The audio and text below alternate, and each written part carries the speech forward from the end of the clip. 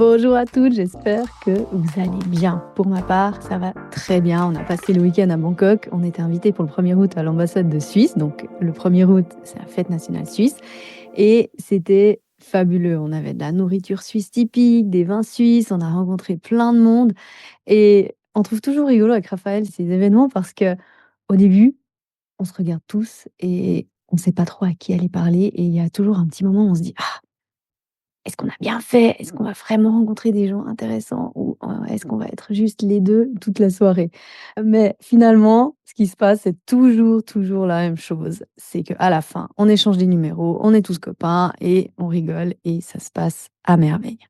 Et ça tombe bien avec ce dont j'avais envie de vous parler aujourd'hui. Devenir celle qui est choisie, celle qu'on remarque, celle qui sait qu'elle a le choix, celle qui va à ce genre d'event et qui sait qu'elle va trouver des personnes qui lui correspondent, comme ce qu'on a vécu avec Raphaël. Et pour ma part, j'ai dû devenir celle qui sait qu'elle a le choix. Parce qu'avant, moi, j'étais plutôt timide, limite angoissée de parler aux gens.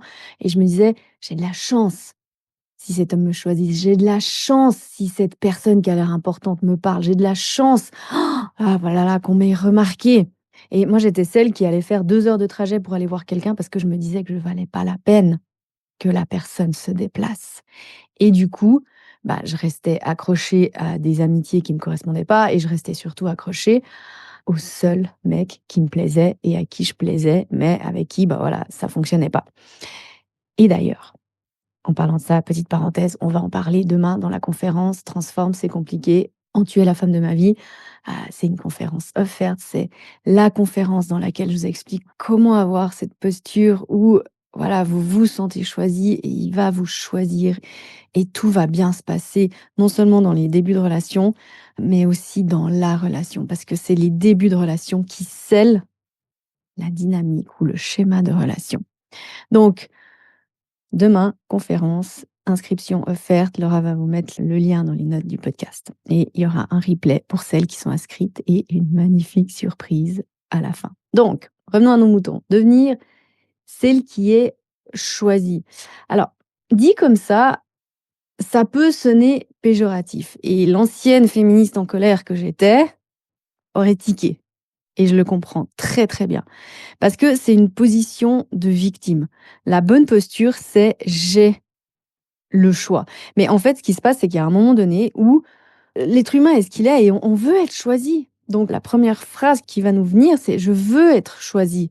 Et on n'a pas encore cette posture et on ne peut pas avoir accès en fait aux pensées, aux actions, à l'état émotionnel qui appartient à cette posture de j'ai le choix. Donc il y a tout un moment où on veut juste être choisi, on veut juste qu'il s'engage, on veut juste, voilà, c'est tout. D'accord. Et donc, on n'est pas dans cette posture de, en fait, j'espère pas qu'il me choisisse.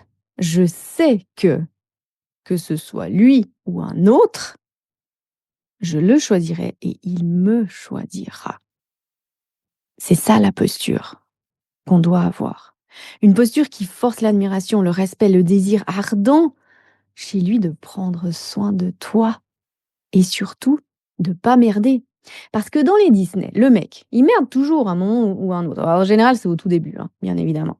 Jusqu'au moment où la princesse, elle reprend son pouvoir personnel et elle dit stop.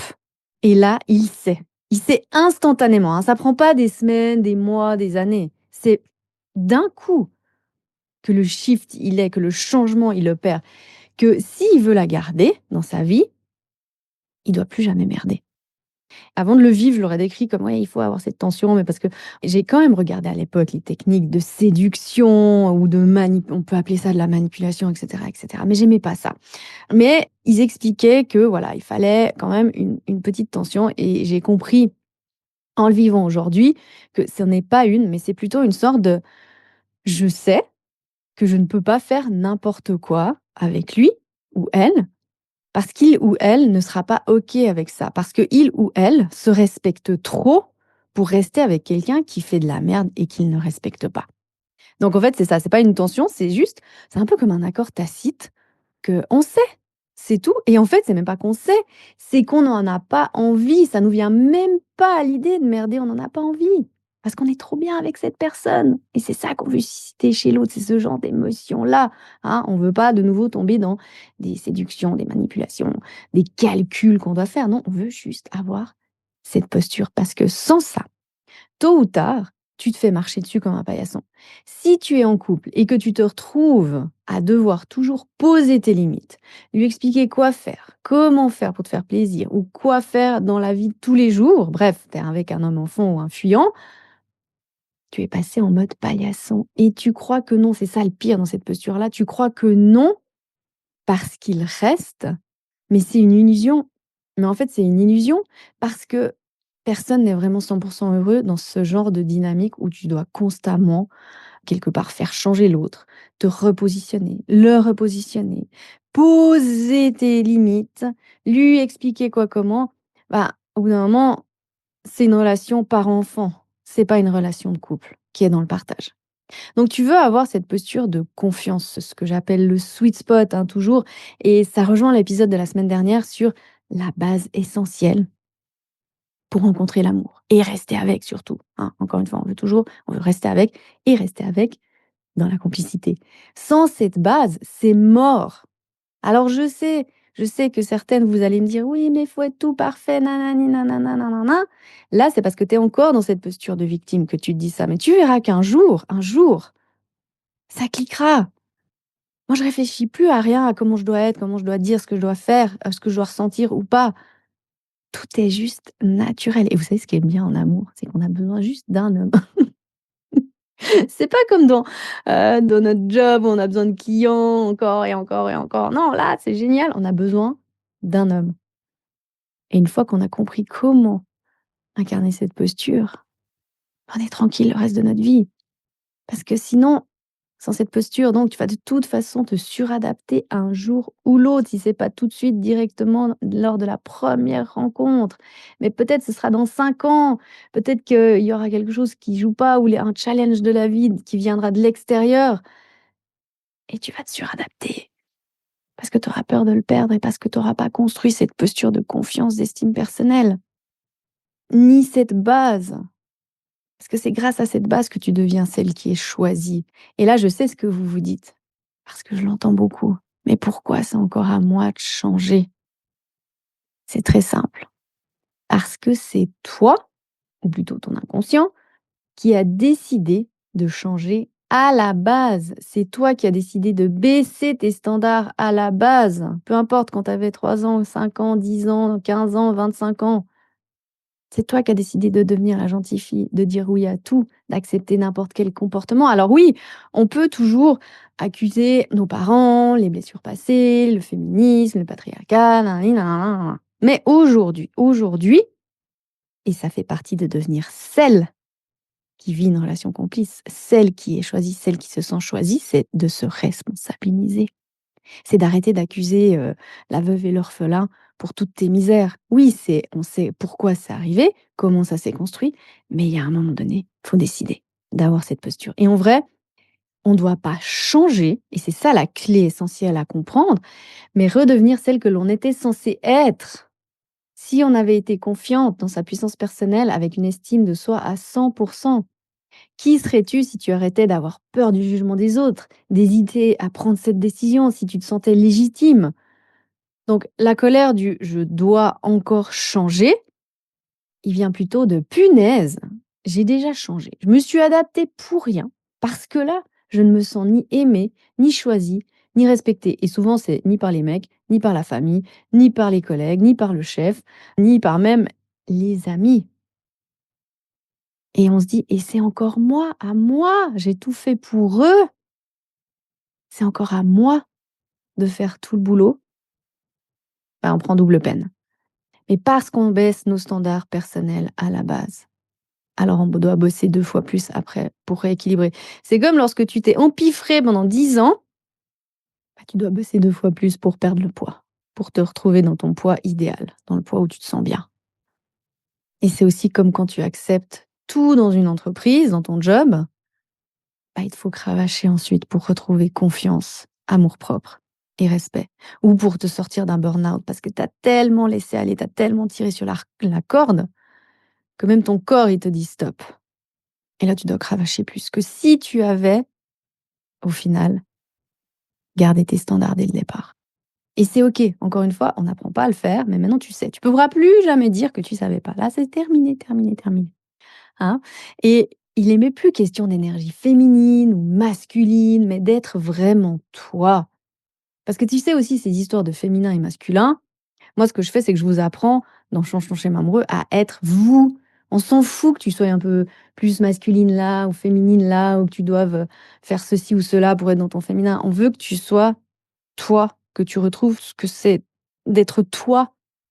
Vraiment, et c'est presque indescriptible en fait. Parce que j'ai eu des clientes qui me disaient: «Mais je sais plus quand je dois être dans mon féminin, dans mon masculin, est-ce qu'il y a une jauge?» Est-ce qu'elles s'imaginaient, vraiment un espèce de curseur mais non en fait. Tu comme d'habitude, au bout d'un moment tu y réfléchis plus. Mais avant, ça prend des tests et ça prend de redevenir toi-même, de changer le comportement, de changer le schéma émotionnel, hein, pour être toi, celle qui est en couple complice, celle qui est droite dans ses bottes, celle qui agit avec élégance.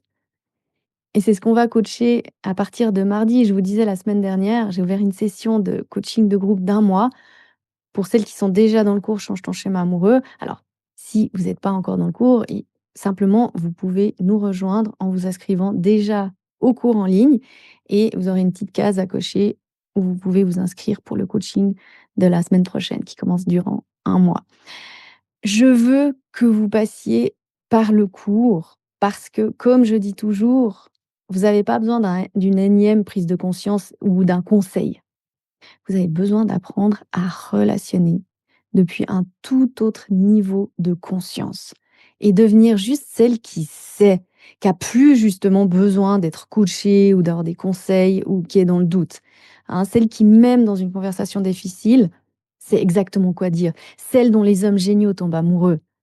Celle qui s'entend avec ses enfants parce qu'elle sait leur parler, celle qui crée une dynamique de famille saine, même une famille recomposée saine, celle qui ne réagit pas face à ses émotions avec impulsivité, mais sait les gérer, celle qui lâche sa colère, celle qui lâche ses traumas, ses blessures, et celle qui vit, qui se sent vivante.